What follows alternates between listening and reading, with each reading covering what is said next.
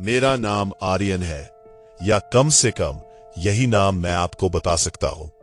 असली नाम वो अब किसी काम का नहीं, फाइलों में भी नहीं मिलेगा, क्योंकि मेरा अस्तित्व ही आधा सच आधा झूठ है। मैं उन जगहों पर काम करता हूं जहां कानून खत्म हो जाता है और कुछ और शुरू होता है।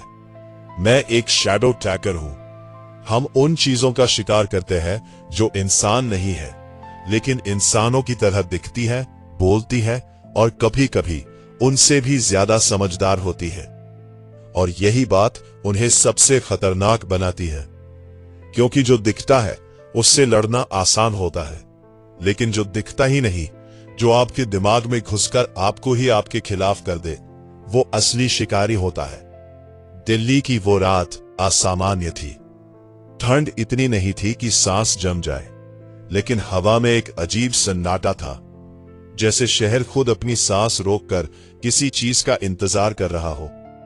मैं एक सुनसान गली के बीच खड़ा था, जहां पुलिस की पीली टेप हवा में हिल रही थी, और उस टेप के अंदर जमीन पर जो पड़ा था, उसे लाश कहना भी शायद उसका अपमान था। शरीर का निचला हिस्सा वही था, लेकिन ऊपर का हिस्सा जैसे किसी ने खींचकर अलग कर दिया हो। कोई कट नहीं, कोई साफ निशान नहीं, बस मांस ऐसे फटा हुआ था जैसे वो खुद टूट गया हो। और सबसे अजीब बात, खून नहीं था, बिल्कुल भी नहीं। जमीन सूखी थी, इतनी सूखी जैसे वहां कभी कुछ हुआ ही नहीं, लेकिन हवा में लोहे की हल्की गंध थी, खून की गंध जो दिख नहीं रही थी लेकिन मौजूद थी। एक कांस्टेबल मेरे पास आया। उसकी आंखों में डर था, वो डर जो सिर्फ देखा नहीं जाता, महसूस होता है। उसने धीमी आवाज में कहा, सर, ये कोई जानवर नहीं कर सकता। मैंने उसकी तरफ देखा, फिर लाश की तरफ। जानवर नहीं, मैंने कहा, लेकिन इंसान भी नहीं। वो चुप हो गया, क्योंकि अंदर से वो पहले ही जानता था कि ये जवाब उसे नहीं चाहिए था। ये उन सवालों की शुरुआत थी जिनके जवाब इंसान सुनना नहीं चाहता। ये तीसरी लाश थी 3 रातों में।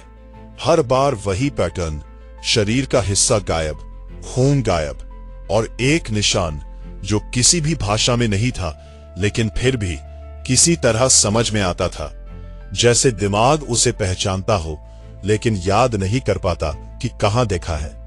मैंने टॉर्च उस निशान पर डाली।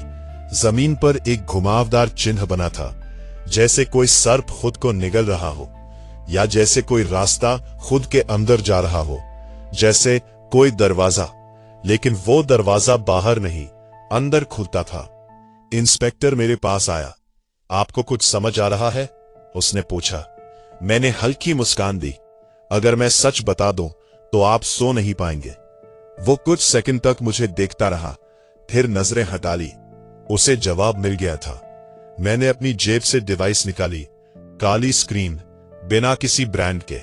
ये दुनिया की किसी कंपनी ने नहीं बनाई थी।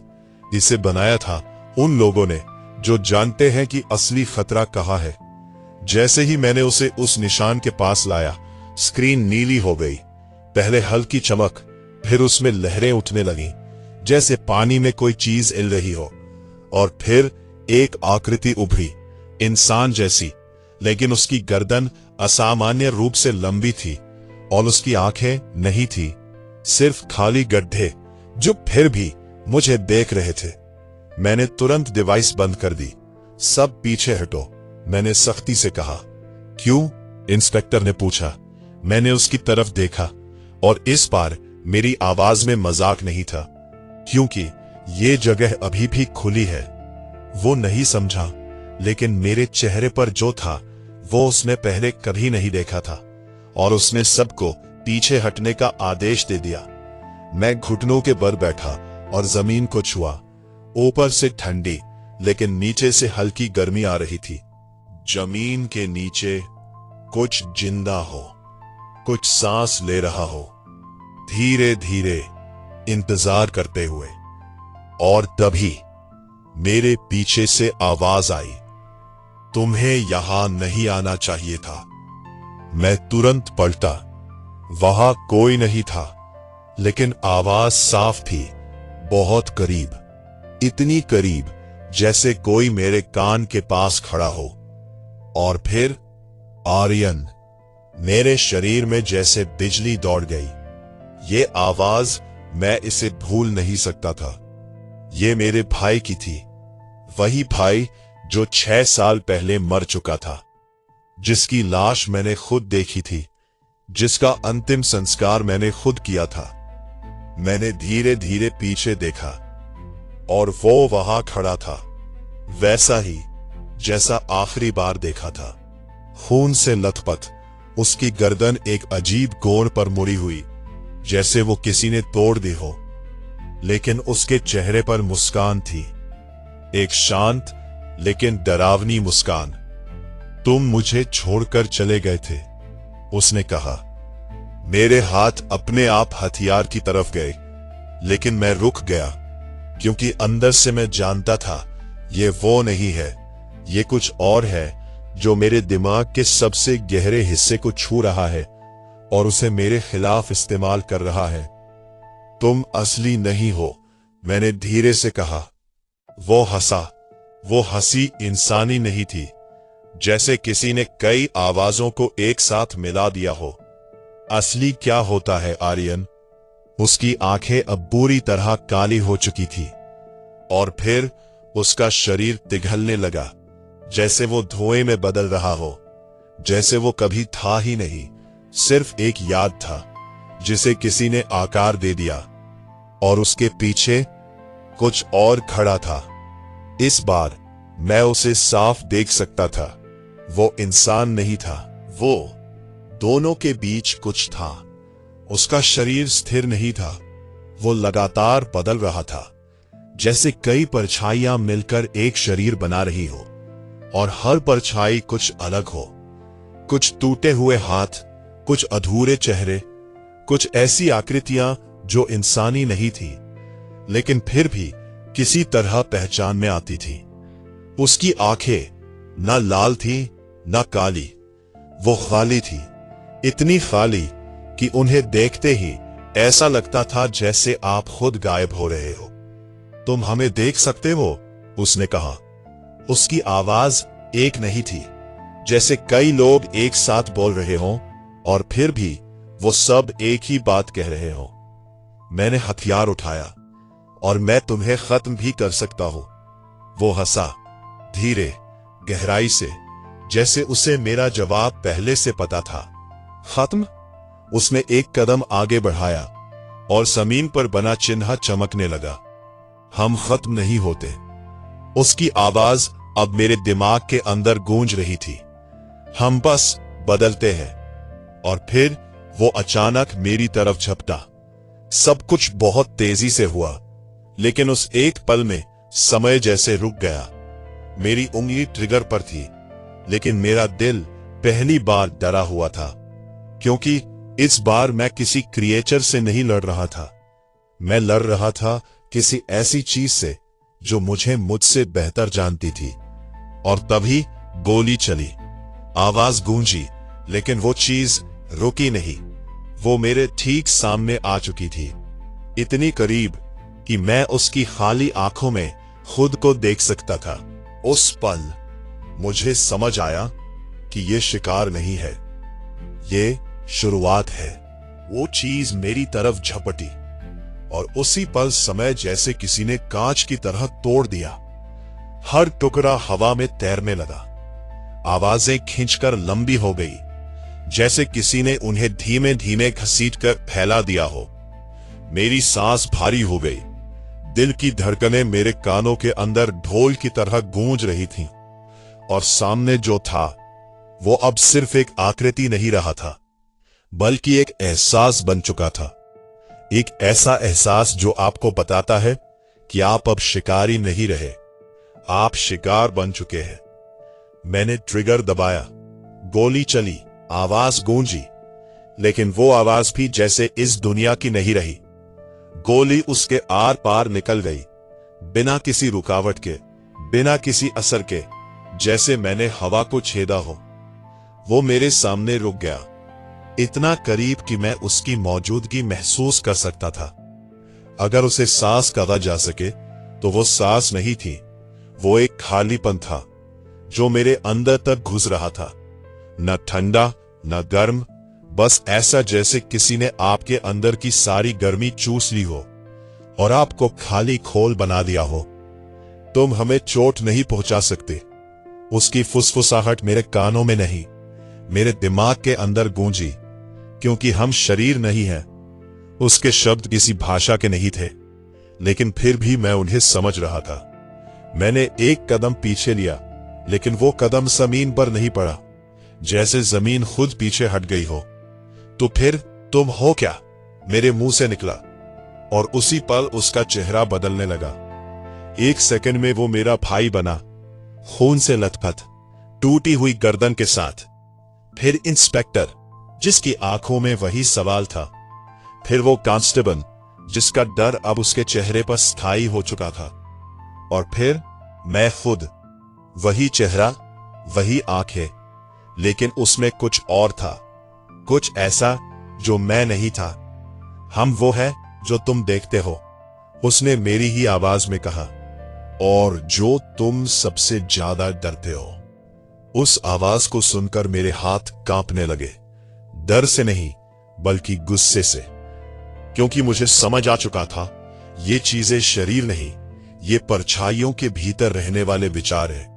ये यादों में छुपते हैं और डर के जरिए खुद को असली बनाते हैं। मैंने बिना समय खंभाए जेब से दूसरी डिवाइस निकाली, एक छोटा सा गोल्ड डिस्क जिस पर उकेरे गए चिन्ह किसी भाषा के नहीं थे, लेकिन उनमें एक अजीब सी लय थी, जैसे कोई पुराना मंत्र जिसे दुनिया भूल चुकी हो। मैंने उसे जमीन पर फेंका। जैसे ही वो मिट्टी को छुआ, नीली रोशनी का एक गोला फैल गया। हवा भारी हो गई, आसपास की परछाइयां पीछे हट गईं, और पहली बार उस चीज की आवाज में बदलाव आया। तुम्हें यह नहीं करना चाहिए था। उसकी आवाज अब स्थिर नहीं थी, जैसे कोई दरार पड़ गई हो। मैं हल्का सा मुस्कुराया, अब बात बनेगी, क्योंकि वो डिवाइस कोई साधारण हथियार नहीं था। वो फेज लॉक फील्ड था, एक ऐसा जान जो उन्हें उनके नकली रूप से खींचकर उनकी असली परत में ले आता है।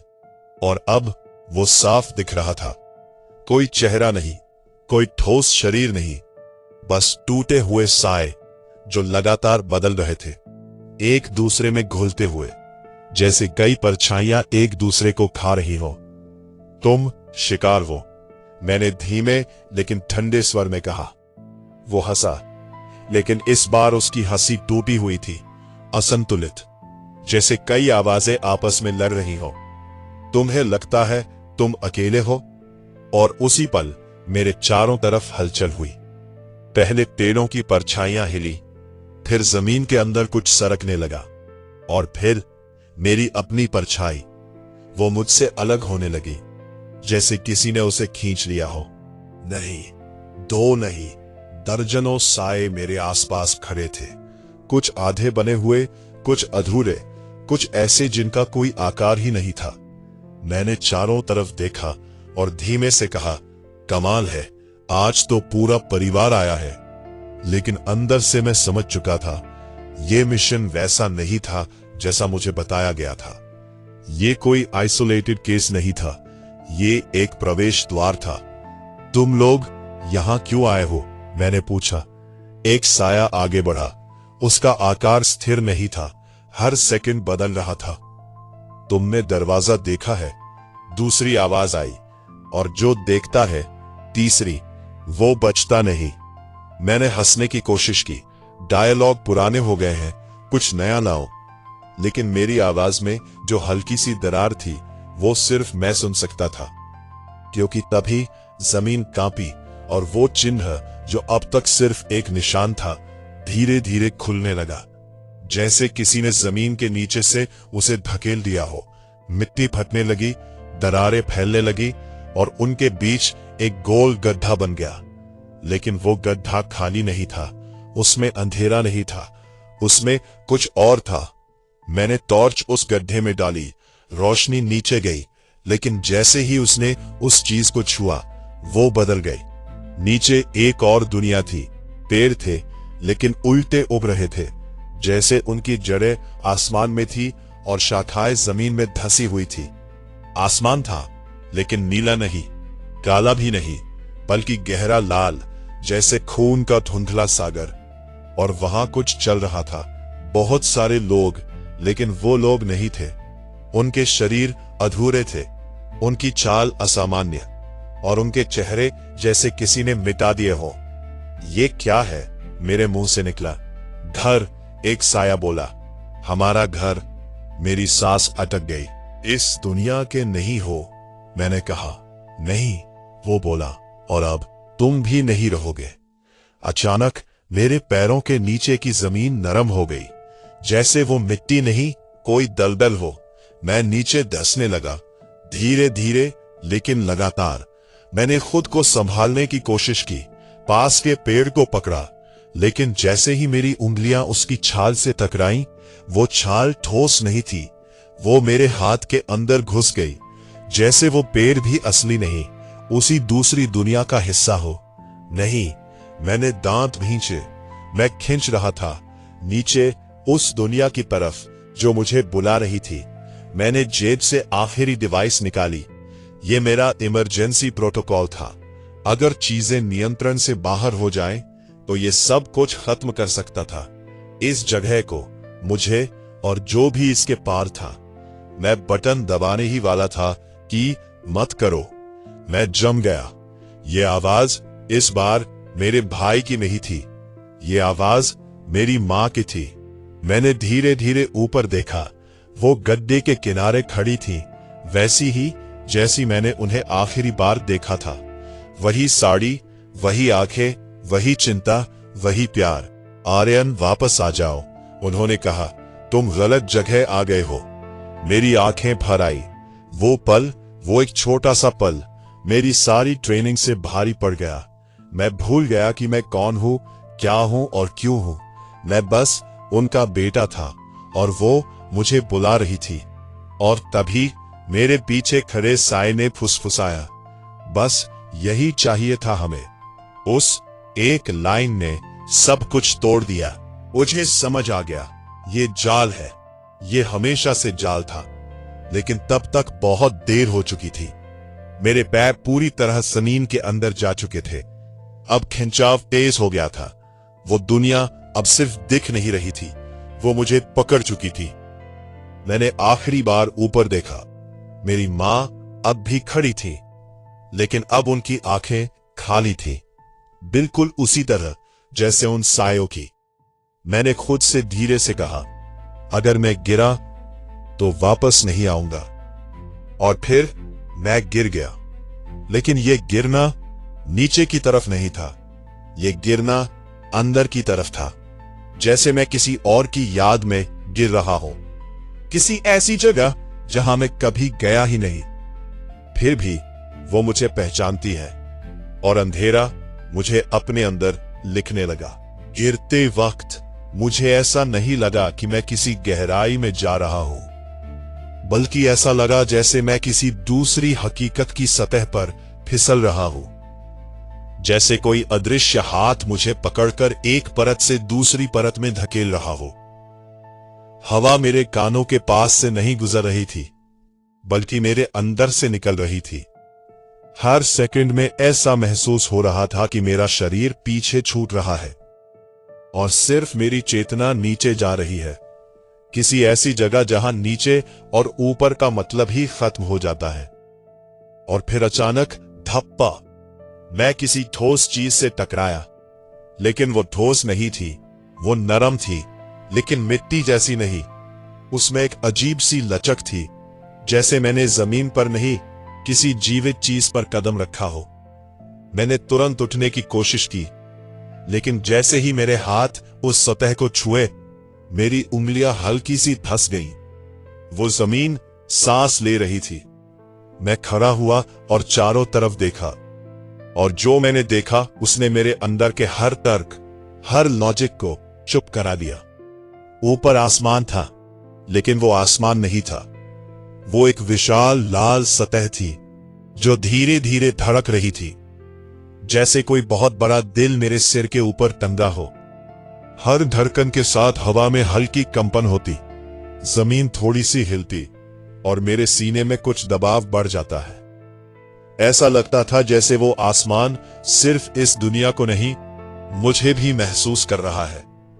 पेड़ आसपास खड़े थे, लेकिन वो पेड़ नहीं थे।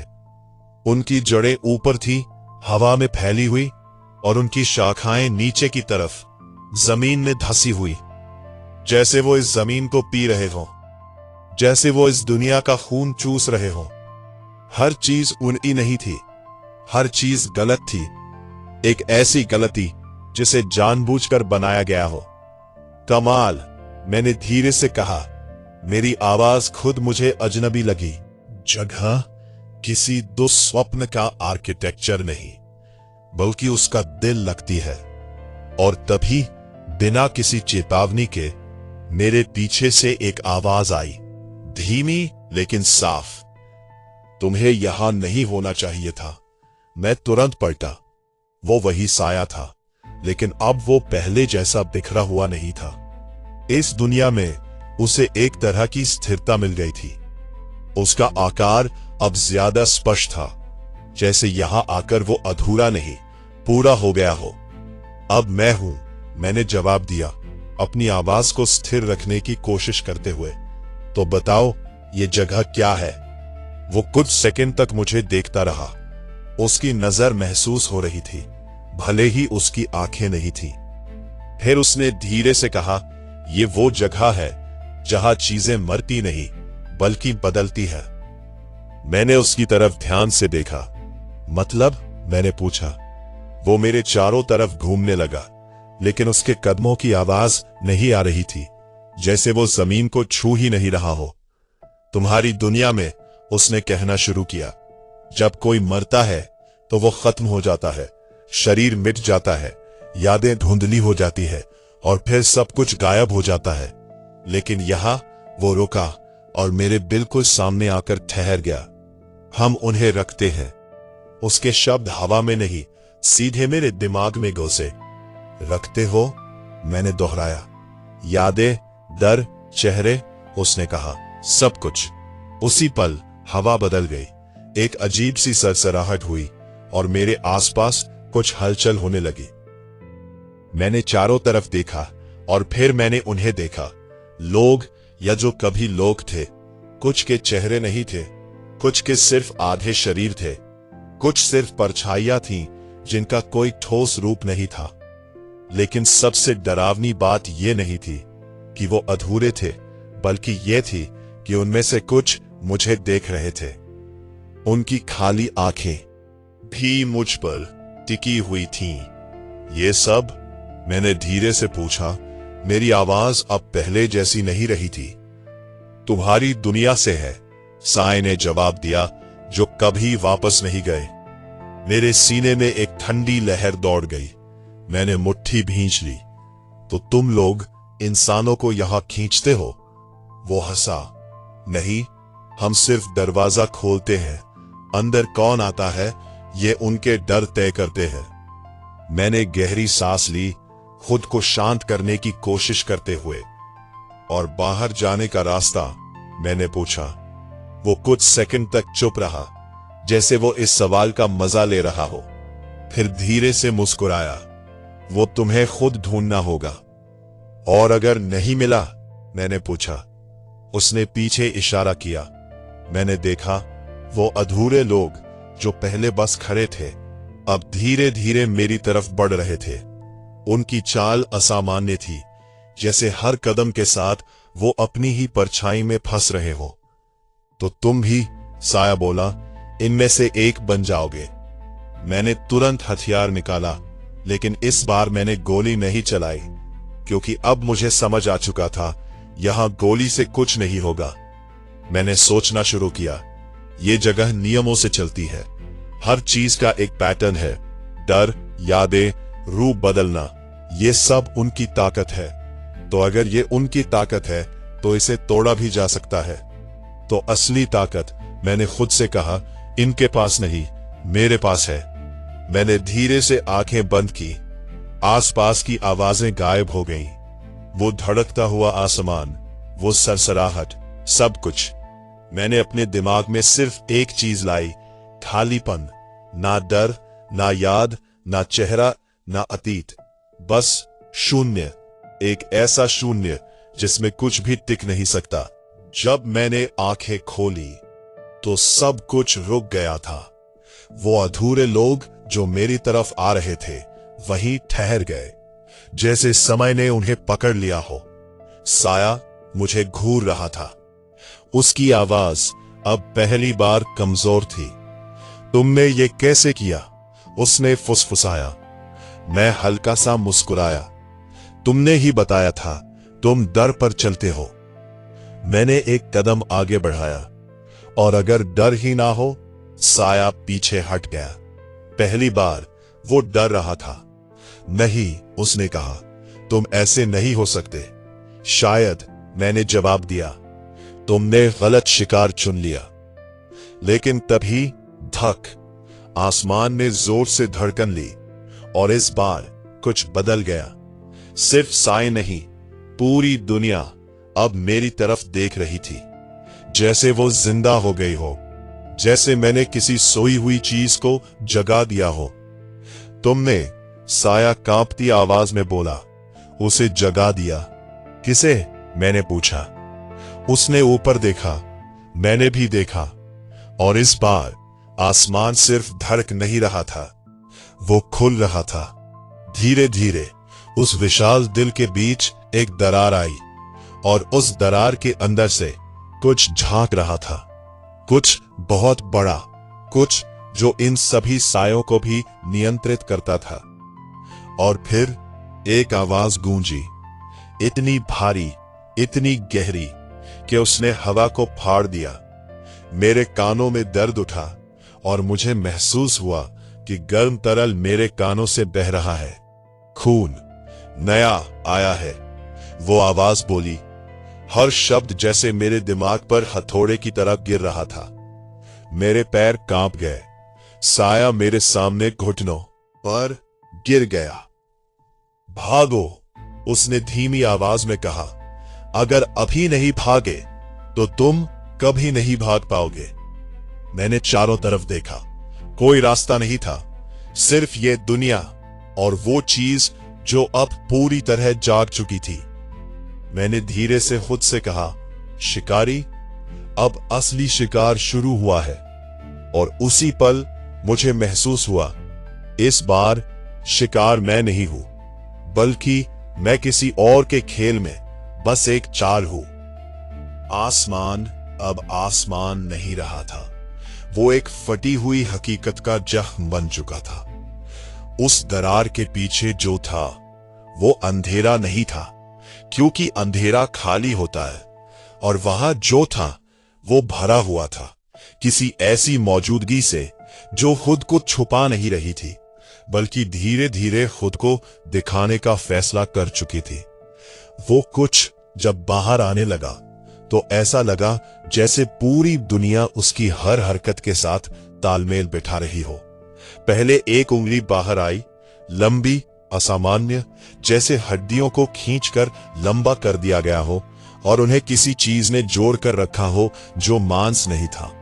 फिर एक हाथ, जिसकी त्वचा नहीं थी, बस काले धागों जैसी नसें थी जो आपस में उलझकर एक आकार बना रही थी, जैसे किसी ने इंसान को याद करके उसे फिर से बनाने की कोशिश की हो, लेकिन बीच में ही छोड़ दिया हो।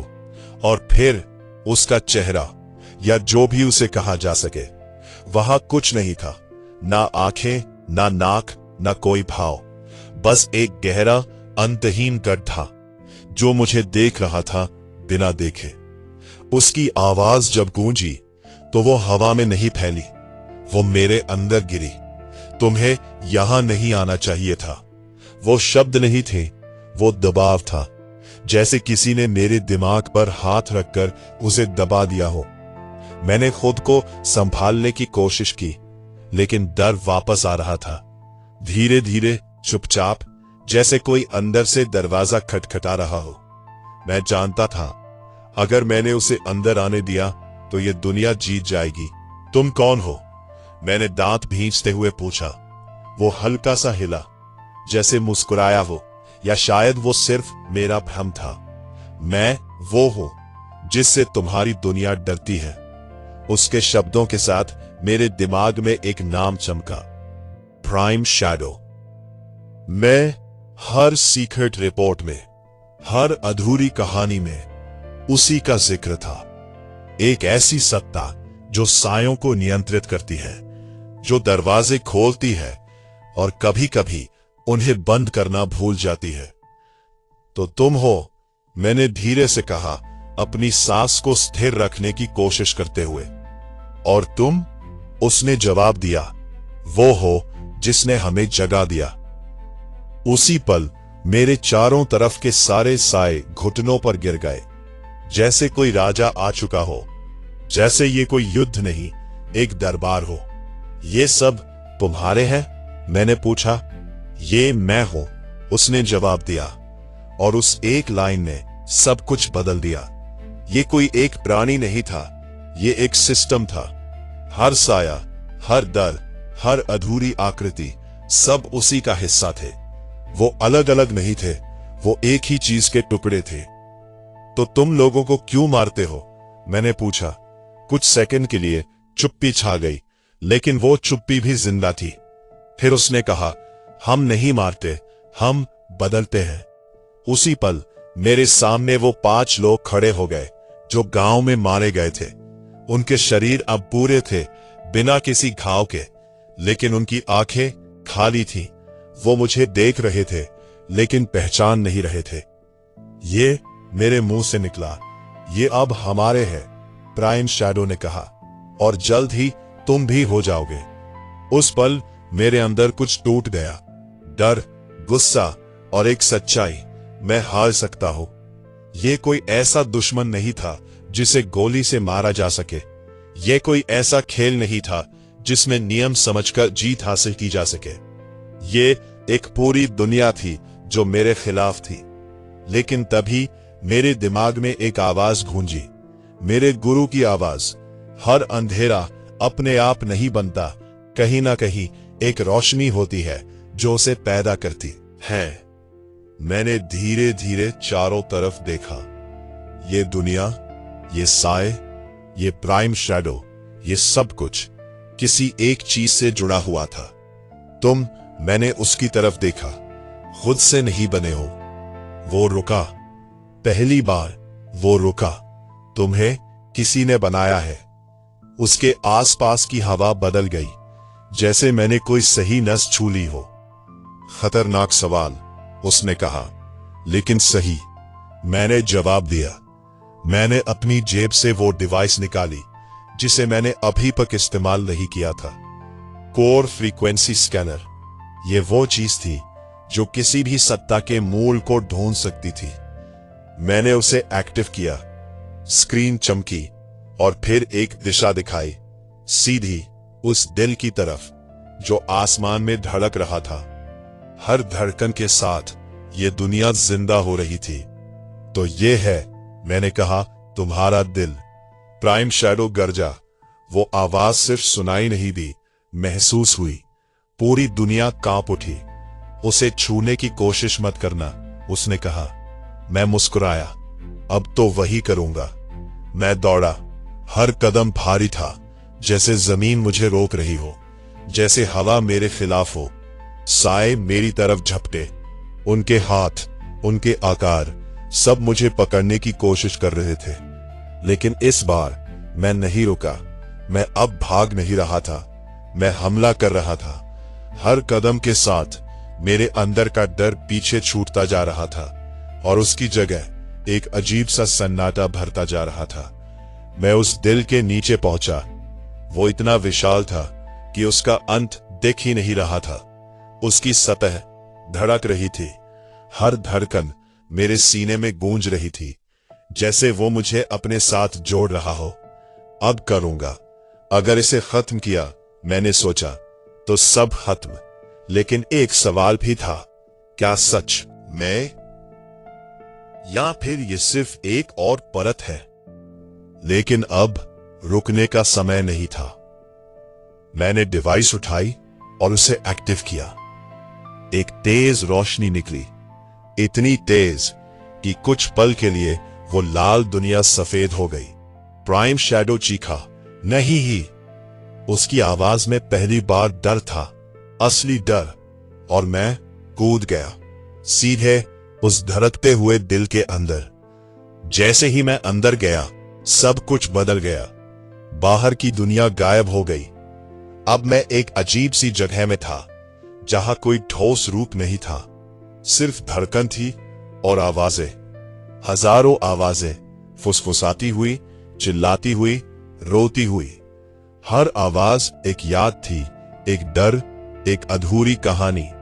मुझे समझ आया, ये सिर्फ दिल नहीं है, ये स्टोरेज है।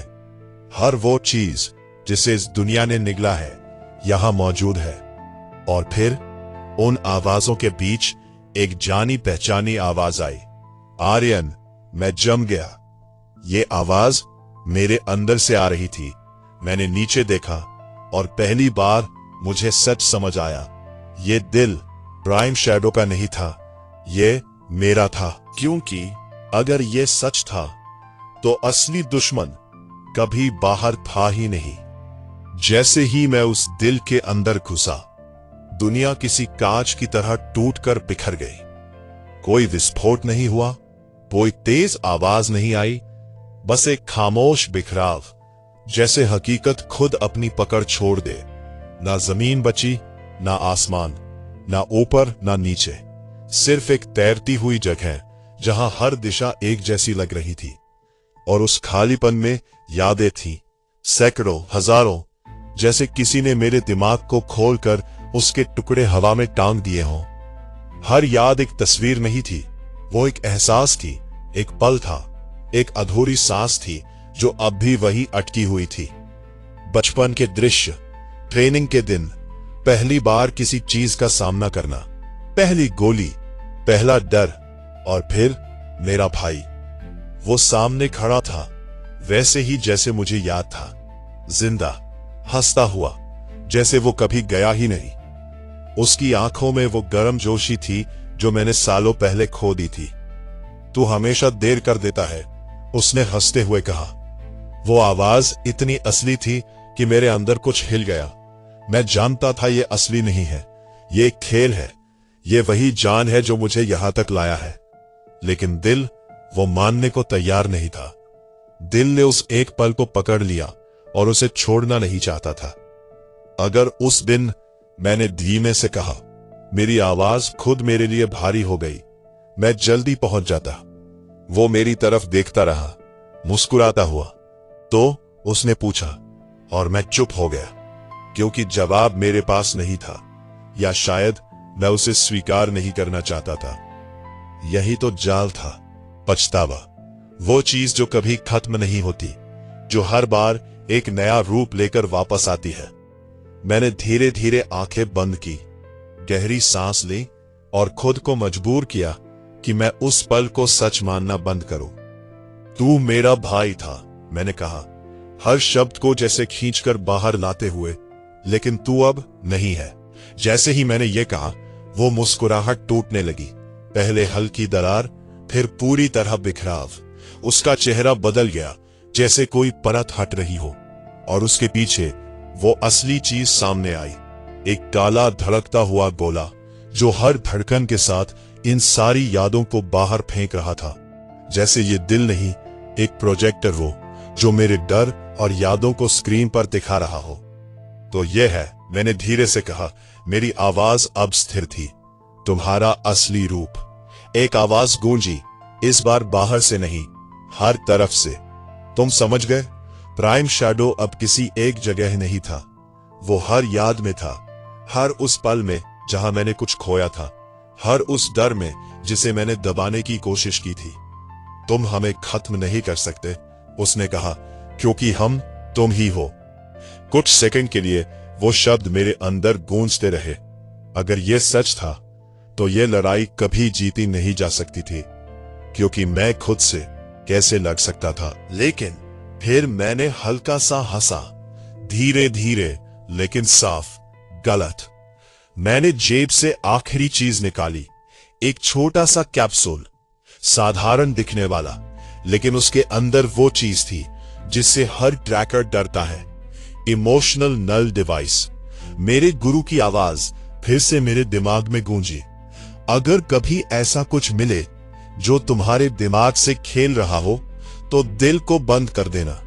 मैंने कैप्सूल को देखा कुछ सेकंड तक, क्योंकि मैं जानता था इसे एक्टिव करने का मतलब क्या है। इसका मतलब था सिर्फ डर नहीं, हर एहसास को बंद करना, हर याद, हर जुड़ाव, सब कुछ। यानी मैं खुद को ही मिटा दूंगा। लेकिन फिर मैंने सोचा, अगर मैं नहीं बचा तो ये चीजें भी नहीं बचेंगी। मैंने कैप्सूल को एक्टिव किया और एक पल में सब कुछ शांत हो गया। ना दर्द, ना पछतावा, ना डर, ना कोई आवाज, ना कोई चेहरा, सिर्फ एक गहरा अनंत खालीपन।